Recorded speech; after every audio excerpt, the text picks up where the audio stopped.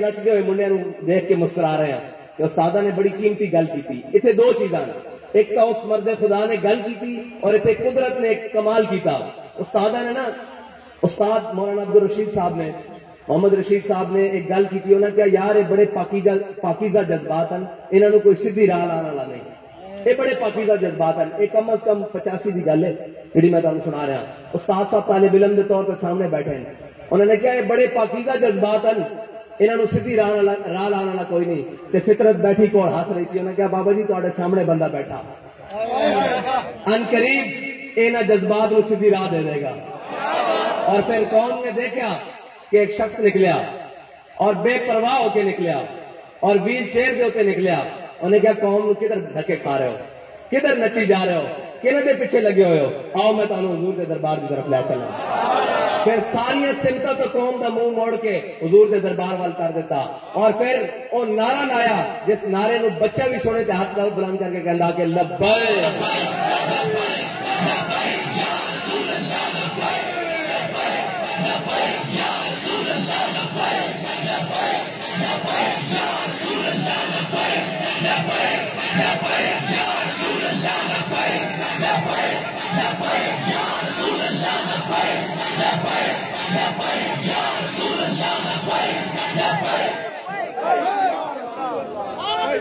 اور نہیں صاحب رضوی نہیں، تاجدار ختم نبوت. اسی سارے حضور دے جان نثار ہیں. ساڈے قائد نے سانو حضور دا جان نثار بنایا اور کسی دا بنایا ہی نہیں. اسی واسطے انہوں نے سانو سبق ہی وہ پڑھایا کہ انہیں جانا انہیں مانا تے نال نہ رکھا غیر سے کام.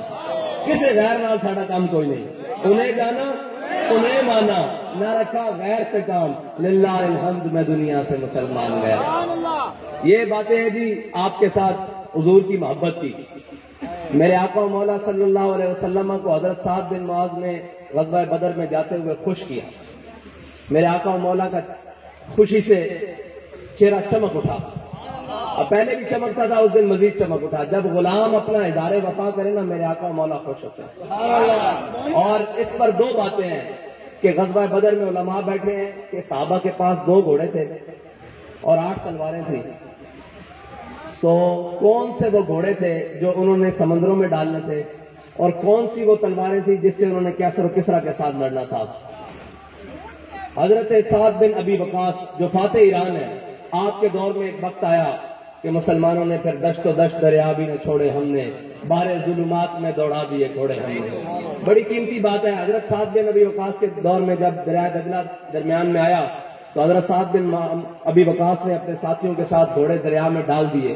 جب سامنے فوجیں کھڑی تھی نا، انہوں نے دیکھا، انہوں نے کہا یہ انسان نہیں ہو سکتے، دیواں امن، یہ مجنوں آ رہے ہیں. اس پر ایک بڑا خوبصورت جملہ ہے. وہ یہ ہے کہ جب انہوں نے دیکھا نا کہ گھوڑے سمیت سوار دریاؤں کو کراس کر کے ہماری طرف بڑھ رہے ہیں، تو وہاں پر ایک رائٹر لکھتا ہے، اس نے کہا سوار جو جذبہ ہوتا ہے نا وہ سواریوں میں نہیں ہوتا، سواروں میں ہوتا ہے. اب لوگ پوچھتے ہیں جی بابا جی نے ان میں بھرا کیا ہے. میں نے کہا بابا جی نے بھرا کچھ نہیں ہے، ہمارے قائد میں جذبہ وہ تھا جو نیچے اتر کے آیا ہے. اور ہر کانٹوں تک جب بھی لبیک کا نعرہ لگتا ہے تو پھٹنے تک آتا ہے. اس کی وجہ یہ ہے کہ اوپر کام صاف تھا. آج تک اوپر کام صاف آیا نہیں. جب آیا ہے تو قوم نے قبول کر لیا ہے. بس اتنی سی بات ہے کہ اوپر ہمارے قائد فرماتے تھے پرنالوں سے پانی صاف نیچے آتا ہے، نیچے سے کبھی صاف پانی اوپر نہیں گیا. اگر پرنالے سے پانی صاف آ رہا ہو تو وہ نیچے بھی صاف ہی اترتا ہے. تو یہ جذبہ صادق ہو تو نیچے صادق اترتا ہے. ہم نے اپنی آنکھوں سے دیکھا ہے. قوم اس بات کی گواہ ہے. اور دوسری بات، حضرت سعد بن معاذ نے جب میرے آقا مولا کو خوش کیا، پھر غزوہ خندق میں حضرت سعد بن معاذ کو تیر لگ گیا، آپ کی رگیں اکھل کٹ گئی. میرے آقا و مولا صلی اللہ علیہ وسلم نے حضرت سعد بن معاذ کا خیمہ مسجد نبی میں لگا دیا. اور میرے آقا و مولا حضرت سعد بن معاذ سے پہلے تو کبھی کبھی پوچھتے تھے نا کہ سعد کیا حال ہے. اب میرے آقا و مولا ہر نماز کے بعد پوچھ رہے ہیں سعد کیا حال ہے، سعد کیا حال ہے، سعد کیا حال ہے. اور اعلیٰ حضرت فرماتے ہیں جان ہے عشق مصطفیٰ روز فضول کرے خدا، جس کو ہو درد کا مزہ وہ نازے دوا اٹھائے کیوں. حضرت سعد بن معاذ تو زبان حال سے یہ کہتے ہوں گے یا رسول اللہ اس درد کا جو مزہ ہے آپ ہر نماز کے بعد پوچھ رہے ہیں، سعد اس درد سے زیادہ اور کیا چاہتا ہے. حضرت سعد بن معاذ کا رگ عقل کھل گئی. آپ نے دعا مانگی تھی، بڑا لمبا واقعہ ہے، آپ کو علماء سنائیں گے. ایک بات میرے آقا و مولا کو خوش کیا تھا، بات آگے بڑھ کر کی تھی. میرے آقا و مولا حضرت سعد بن معاذ کی رگے عقل کھل گئی. حضرت سعد بن معاذ کا خون بہنے لگا. میرے آقا و مولا خیمے کے اندر تشریف لائے، دیکھا حضرت سعد بن معاذ کا خون بہ رہا ہے. میرے آقا و مولا نے یہ ہاتھ اٹھایا اور اپنے سر انور پر رکھ دیا. صحابہ فرماتے ہیں حضرت سعد بن معاذ کا خون میرے آقا و مولا کی داڑھی مبارک سے بھی نیچے گرا. فرماتے ہم ہاتھ پیچھے کرتے، میرے آقا و مولا دوبارہ ہاتھ سر پر رکھ لیتے. ہم ہاتھ پیچھے کرتے اور میرے آقا و مولا دوبارہ ہاتھ سر پر رکھ لیتے. اس کا مطلب یہ میرے آقا و مولا فرما رہے تھے جو ہمارے لیے ہم بات بڑھ کر کرے اور ہمیں راضی کرے، ہم اس کا خون بھی اپنے چہرے کے اوپر لے لیتے ہیں. یہ ہے ناموس رسالت پر پہرا دینے کی بات، یہ ہے ناموس رسالت پر بات آگے بڑھ کر کرنے کی بات. حضرت یا رسول اللہ صلی اللہ تعالی ناموس رسالت لبیک لبیک یا رسول اللہ، لبیک لبیک یا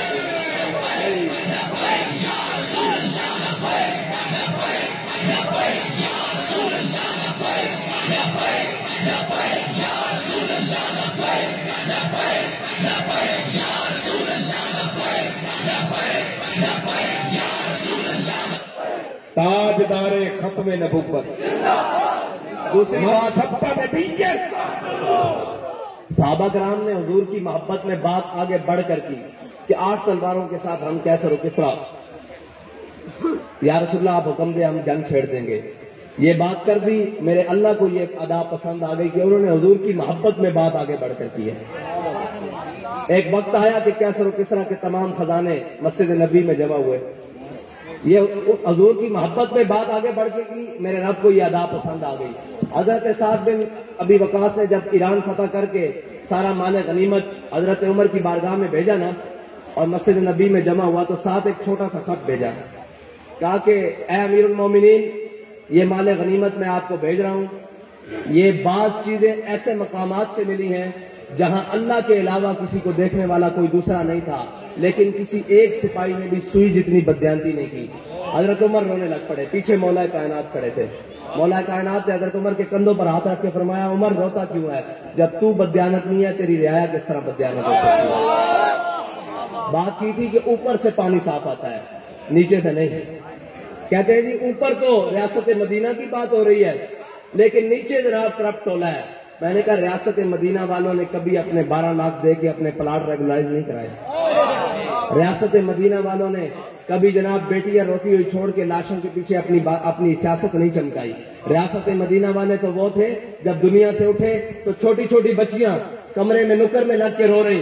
صحابہ نے پوچھا، انہوں نے کہا ہمارے تو خلیفہ بلا فصل چلے گئے، امیر المومنین چلے گئے، افضل الخلق بعد الانبیاء حضرت جناب سیدنا صدیق اکبر چلے گئے، تمہیں کیا پتا بچیوں تم کیوں رو رہی ہو؟ انہوں نے کہا ہمیں نہیں پتا کہ آپ کے کون چلے گئے، ہمیں تو اتنا پتا ہے کہ ہماری بکریوں کا دودھ نکالنے والا ایک ہمارا دودھ ہی چلا گیا ہے.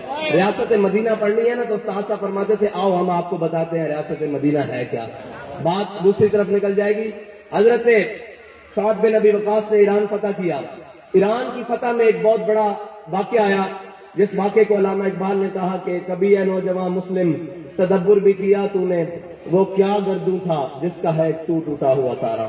اقبال کہتا ہے سوچ ہے نوجوان مسلم وہ کون سا آسمان تھا جس آسمان کے اوپر حضرت خالد بن ولید، محمد بن قاسم، صلاح الدین ایوبی، جناب نیچے چلتے آؤ تو غازی علم الدین، ممتاز حسین قادری، علامہ خادم حسین رضوی، مفتی عبدالعزیز نوری صاحب، یہ بڑے بڑے لوگ چمک رہے ہیں. وہ کون سا ستارہ ہے؟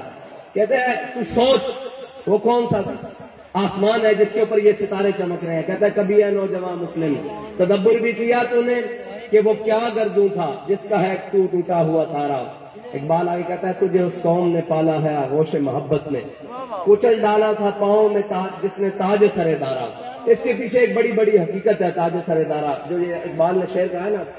حضرت سعد بن ابی وقاص نے جب ایران فتح کرنے کے لیے لشکر آگے بھیجا، لشکر جب لڑنے کے لیے تیار ہوا تو آپ کو پتا ہے پہلے پرانے زمانوں میں لشکر میں مقابلہ ہوتا تھا مبازرت جس کو کہتے ہیں، جس کو آج کے دور میں 1 to 1 مقابلہ کہتے ہیں. ایک سپاہی ادھر سے نکلتا تھا اور ایک سپاہی ادھر سے نکلتا تھا. ایک مسلمان مجاہد ادھر سے نکلا، ادھر سے ان کا دارا بادشاہ، کسرا بادشاہ جو تھا، اس نے دارا کا تاج سر پہ رکھا ہوا، وہ نکل آیا، مسلمان مجاہد نے اس کو زیر کر دیا، اس کی مال غنیمت صاحب ظاہر ہے اسی کا ہوتا تھا۔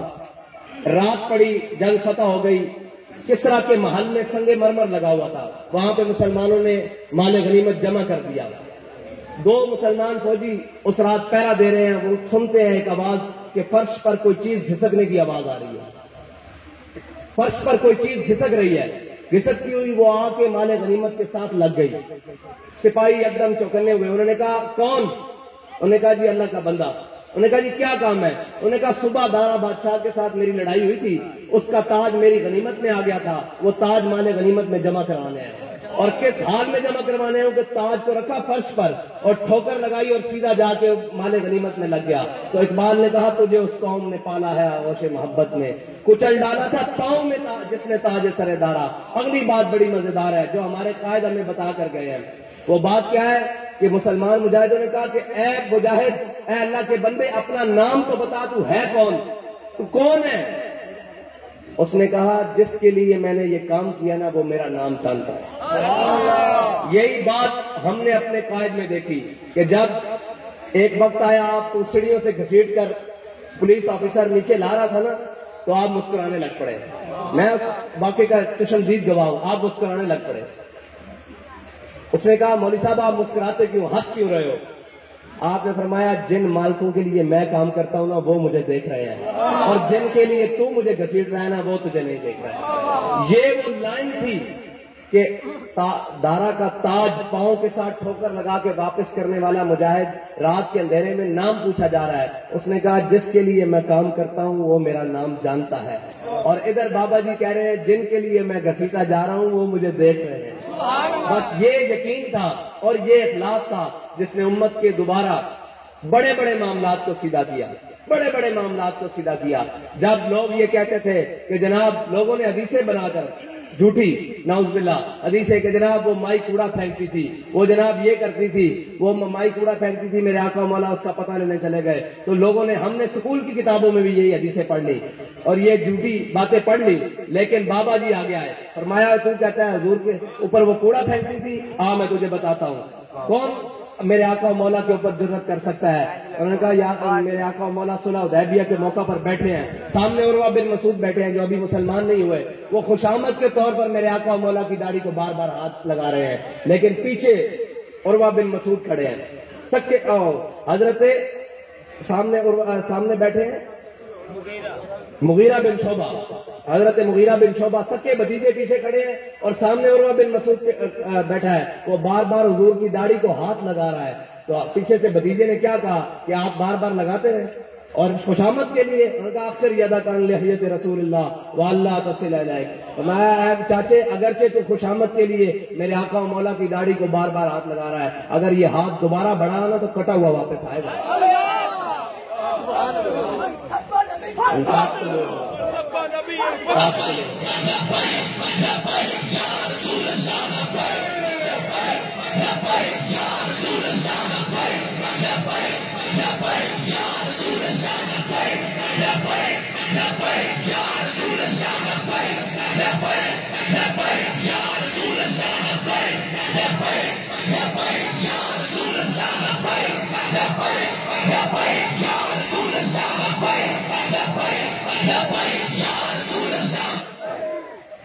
ایمانداری کی بات آخری، حضرت امام مالک کے پاس ایک عورت آئی، اس نے مسئلہ پوچھا کہ امام صاحب میں سوت کاٹتی ہوں، آپ کو پتا ہے نا پرانے زمانے میں ہماری مائیاں سوت کاٹتی تھیں چرخے پہ۔ انہوں نے کہا حضرت میں سوت کاٹتی ہوں، میں نے ایک مسئلہ پوچھا ہے۔ آپ نے فرمایا کون سا مسئلہ؟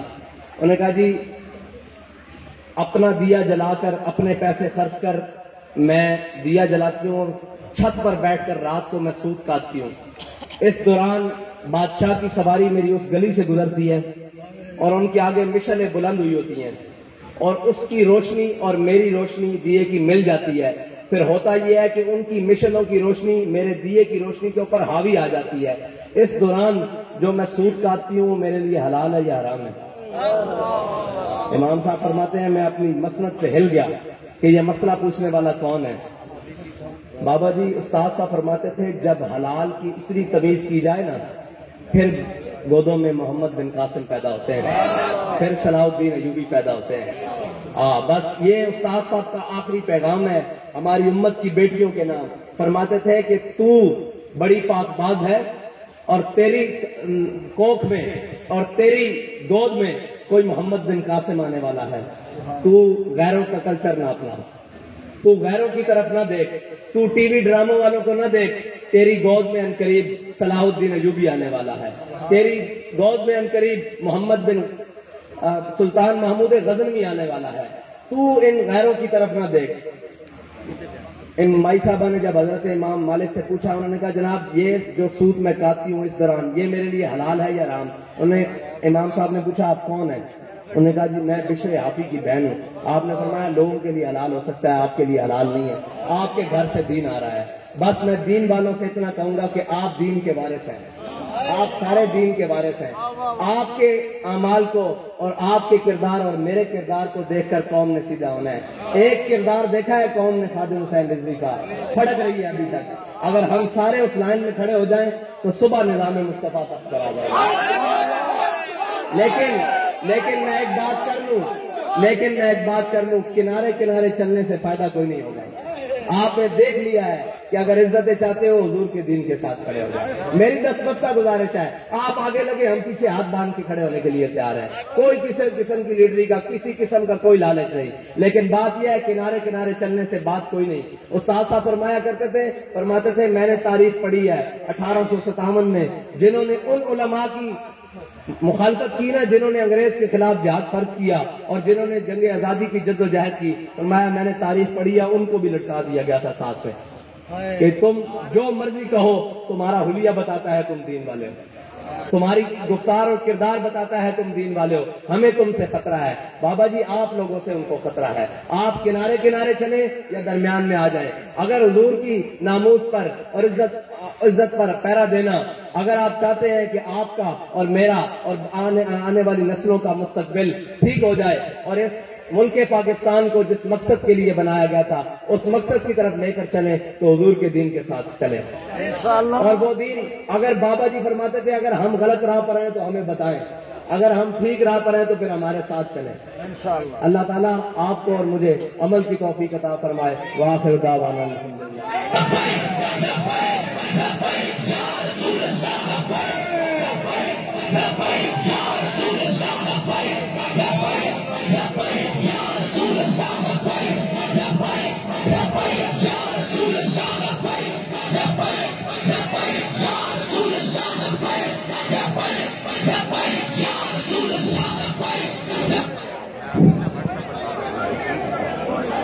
مصطفیٰ جانے رحمت لاکھوں سلام شمع بزم ہدایت کے لاکھوں سلام وقت گزرا ہے جو آپ کی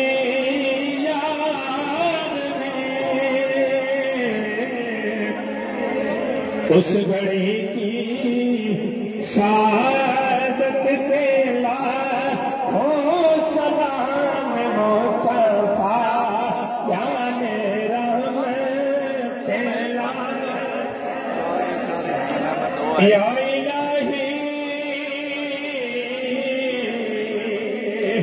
صدر